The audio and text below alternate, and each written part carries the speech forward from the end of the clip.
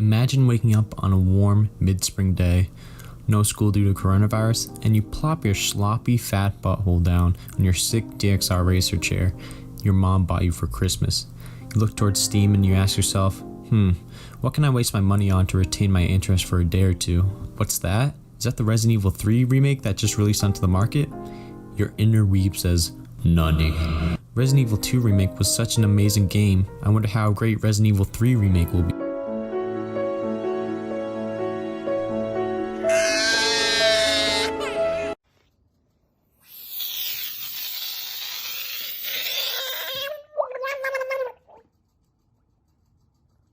Hey, don't go into deep depression because the game you wanted to play turned out to be very mediocre.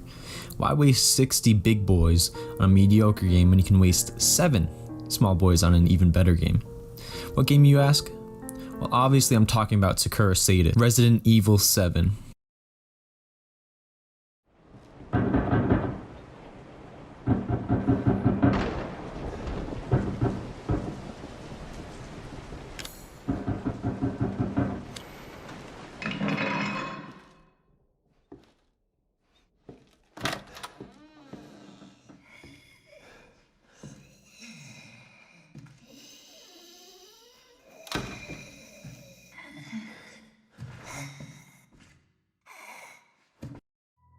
Hey, I'm back now. That's a little taste test for the game, and I already know what you're thinking. But Stank, I've never played a Resident Evil game. Why should I start with the 7th in the series? I know that there's actually more than 7 games in this series, but I'm just saying 7 to keep it kind of neat. Honestly, where you start in the series is completely up to you, but there are plenty of great reasons to start playing with Resident Evil 7.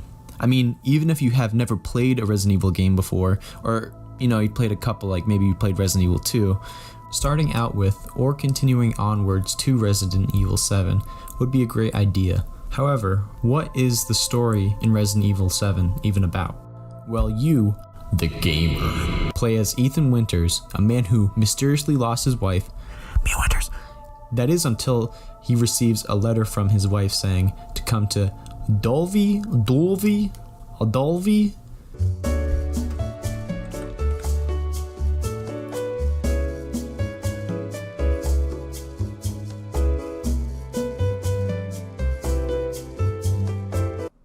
Delvey. What?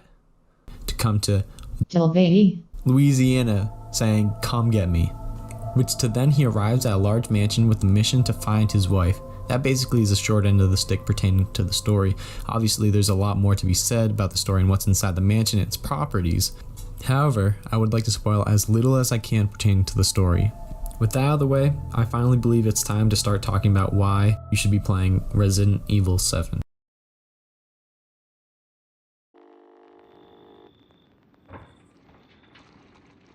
Who? Where did you find this guy? Give me a break, Pete. Hey, I only work with professionals. Speaking of which, make sure the sound is right this time. I don't want a repeat of Amarillo. That was 2 fucking years ago. I don't do ADR. Resident Evil 7 is very unique in the ways in which it tells its stories. For example, a way in which they drive the narrative forward is through VHS tapes found scattered across the map. When inserting these VHS tapes into a VCR, you are inserted into the shoes of the main protagonist within the tapes. While playing as someone else within these tapes, you gain a new perspective on your area and also information or hints regarding areas that are coming up. In the end, these tapes are just one way in which RE7 expands upon itself and immerses its players into the RE world. But no matter how immersed you are into the game, you don't want to feel left out on pre-existing knowledge of past games that may connect in between. And honestly, if you can count to it or not, I think we can all agree 7 is a very large number. However, I think the mindset going into this game shouldn't be, I'm missing out on all the previous game stories, but instead this game should be a taste test into the Resident Evil series, or for returning fans, a new perspective. Resident Evil 7 is completely cut off from the ties of previous games within its history. It is completely its own experience. Sure, there are Easter eggs here and there connecting you back to the events of Raccoon City, and maybe even showing you a certain someone from the previous games. Wink, wink. But in the end, Resident Evil 7 truly is an experience that is all about itself. Are zombies replaced with goopy boys?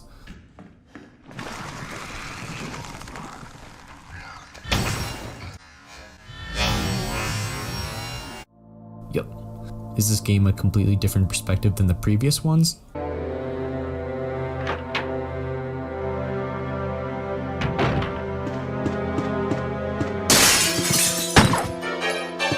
Yep. Are there action sequences in where you punch rocks? Sadly, no. Resident Evil 7's story may be completely separate from the other games, which can definitely be seen as a bad thing, but honestly, this allows the story to flourish in new ways it couldn't before. Let me ask you a question. Have you seen Texas Chainsaw Massacre? Did you enjoy the chainsaw action that was on display from Leatherface? Did you secretly think he was cute and invited him to play Securus Sadist with you? Well, if you have seen the movies, expect somewhat of the same vibe here as well. Resident Evil 7's main enemies are the Bakers, who are composed of a family that owned the mansion that you're exploring.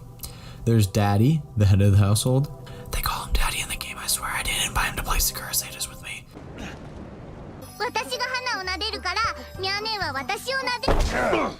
There's Mommy, an avid bug collector. And then there's Lucas Baker.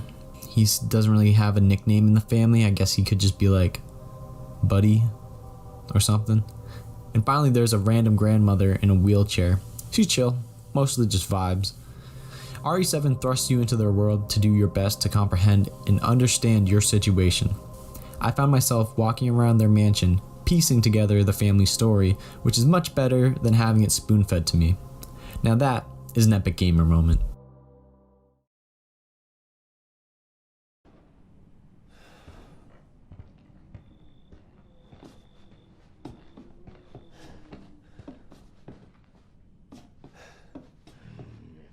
Here, piggy, piggy, piggy.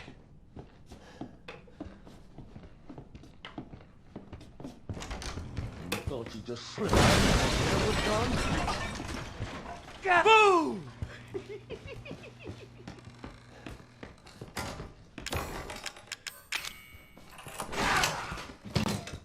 Oh, I was so worried about you. All right. Have fun under there, boy. I'm gonna come back to you later.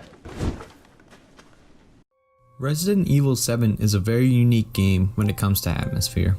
Walking through the mansion is such an experience of itself. From grossly drawn paintings to dirty details, nothing is left out when it comes to engulfing the player into this horrific vision of reality. Normally in horror survival games today, you can expect to hear or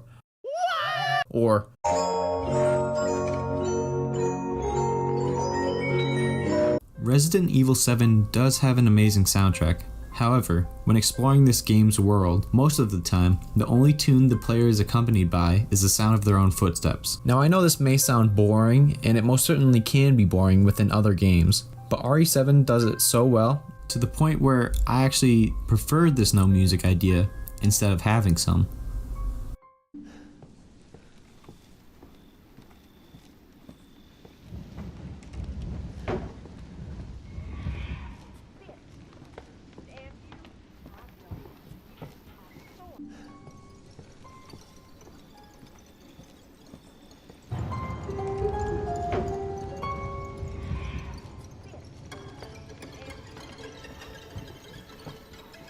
Now, I can definitely agree that having music in the background sounds nice. However, for the overarching atmosphere of the game, I want to feel like Ethan Hunt all the way through. So with having no music, it actually authenticates the experience and the atmosphere the game is going for. Now, some may complain saying that it's lazy or lacking inspiration, especially when comparing it to the amazing soundtracks of previous Resident Evil titles. You come to realize the over-encompassing effect trying to be gained. A lot of these small atmospheric effects were most likely put into the game for VR reasons. Even though I played the non-VR version, I could prominently tell the attempt to really bring the player into the game.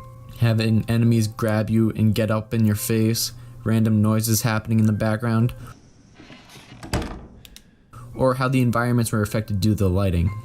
All these aspects and more draw the player into the world and allow for a more natural experience, which was not hindered at all without a VR headset. I remember telling myself, maybe I should play with the lights off, which I did, only to put them back on 20 minutes later after seeing a possessed body cut off my hand. Now, let's see.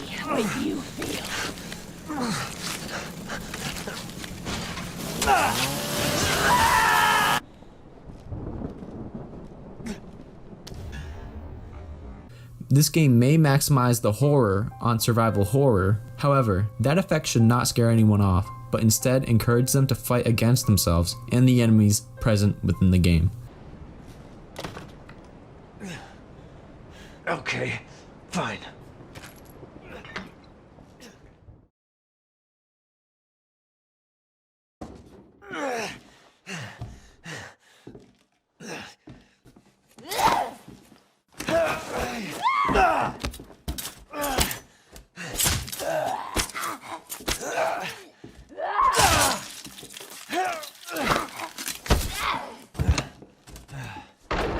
Mia, wait! Wait!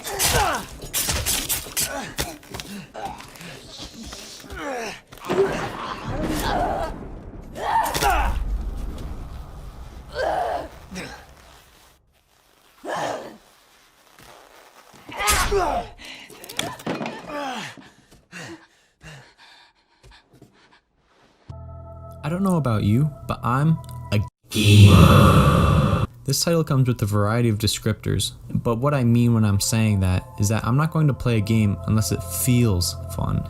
Yes, story is important and can carry a game so far, but if it feels like an unintuitive and clunky mess, then it's not worth it for me.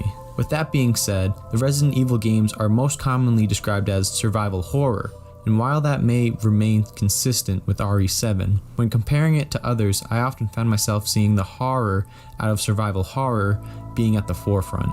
This makes sense due to RE7 being more of an experience, especially with the use of VR. Although, don't worry, because this does not contract from the fun of the game at all. All of the Resident Evil quirks everyone knows and loves is all here. From in-game puzzles to inventory management, RE7 continues the Resident Evil formula, but with a higher focus on horror. The Resident Evil backtracking is also here, but it's definitely not as prominent as it is in the games like Resident Evil 1, 2, and Sakura Sadist. The environment of RE7 consists of tight corridors, which can heighten the tension, especially when there is an enemy nearby. The gunplay is superb as well. The guns all feel unique with their own pros and cons, and the first-person perspective just makes the gunplay that much smoother.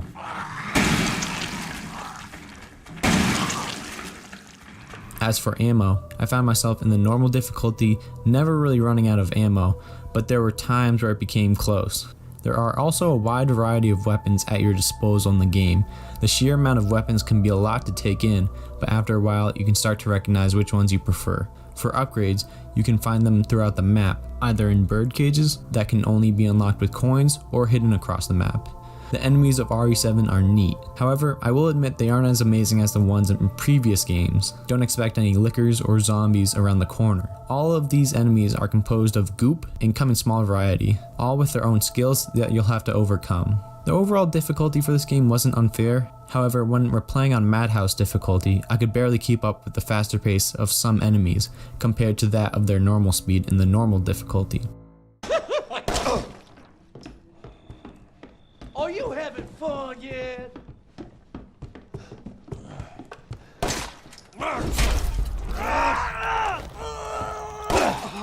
In the end, the gameplay takes a new turn from the third-person perspective everyone is used to. But despite that, this new perspective is just what this game needed to turn it from good to great. A fucking pocket knife? Here, take it. That's all you gonna get. Now go, garage, now.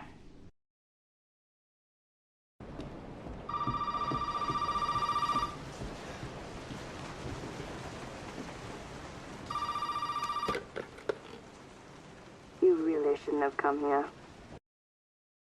So why do I recommend this game over Resident Evil 3 Remake?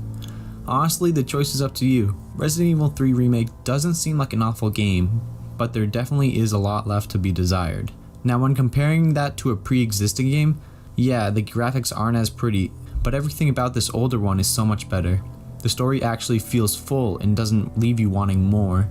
There's a ton of free DLC content that expands upon the main story. You don't always feel invincible like nothing can touch you. And lastly, it's just so much fun. I don't want to make the choice for you, but I picked up this game for 7 buckaroos. Yes, it was on G2A. I'm sorry I did that. Please don't hate me. And that's an actual steal. I would much rather pay $7 for a game that I know I will enjoy rather than paying $60 just for a newer title that isn't all that. All I'm trying to say is just invest in the experience that you want to play. Thank you for watching the video. I really appreciate you checking out my first YouTube video. If you enjoyed it, please let me know by leaving a like and a comment. If there's something you think I could have done better, also please let me know by comment. Honestly, you don't even have to comment or like or anything, it's completely up to you. Lastly, if you really enjoyed this video, think about subscribing and I'll be sure to produce more content for you. Again, I really appreciate you guys watching this. Thank you.